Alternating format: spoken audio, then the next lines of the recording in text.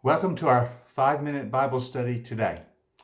Today we're in Revelation chapter 8, and we're ready to move into the next section. Let me read the first couple of verses for you.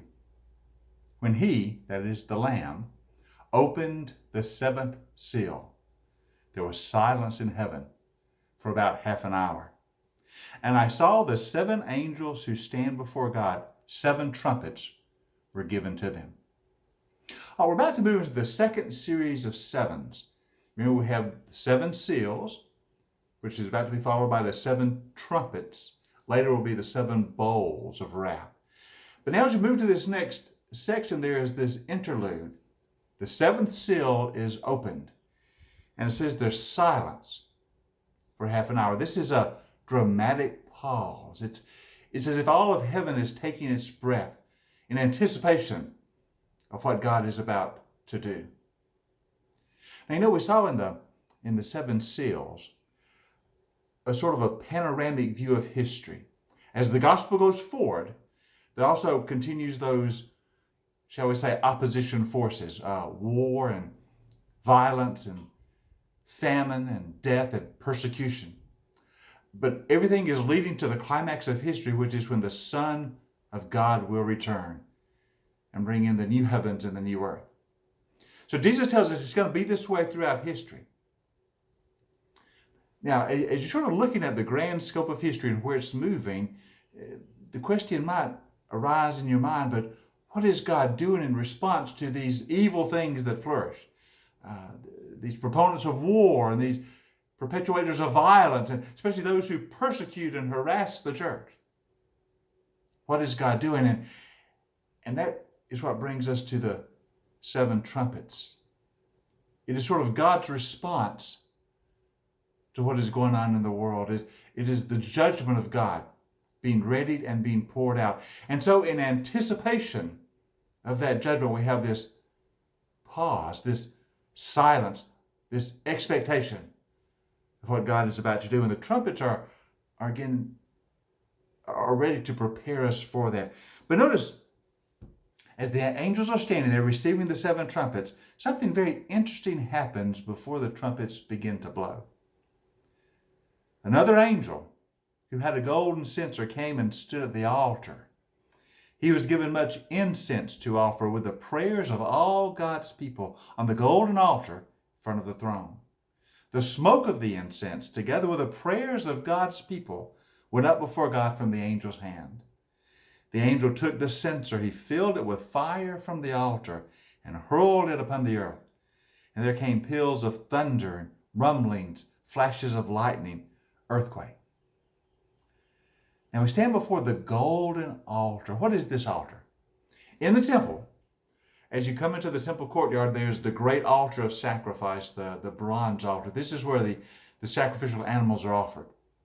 But then as you move into the temple proper, into the holy place, there's another smaller altar, the golden altar, which is right before the most holy of holies. It stands right in front of the curtain that separates the most holy of holies.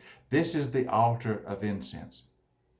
The sacrifice offered on this altar is not the sacrifice of animals, but the burning of incense, which forms a fragrant smoke and smell that goes up for all to appreciate and enjoy and savor. And the incense burning upon the altar and the smoke that rises is seen as symbolic of the prayers of God's people. So when a priest would go into the holy place and offer the incense on the golden altar, he is offering the prayers of the people of God rising up to the throne of heaven. And that's what we see here. On this golden altar in heaven, the angel offers the prayers of all God's people, the prayers of all God's people, and they rise up to the throne of God. And then there's that response, which is the readiness for the trumpets and the action of God in judgment to begin. Now, the clear symbol here is that the prayers of the people of God rising before the throne, that incense of prayer, is the key to the unfolding of God's plan upon the earth. In other words, God's answer to our prayers is part of his plan for how he will accomplish his will on the earth. it's important that the people of God pray. It is important that we as God's people offer up our prayers as an incense, because God often acts in response to our prayers. He often plans it so that His will for the world is accomplished in His response to the people of God.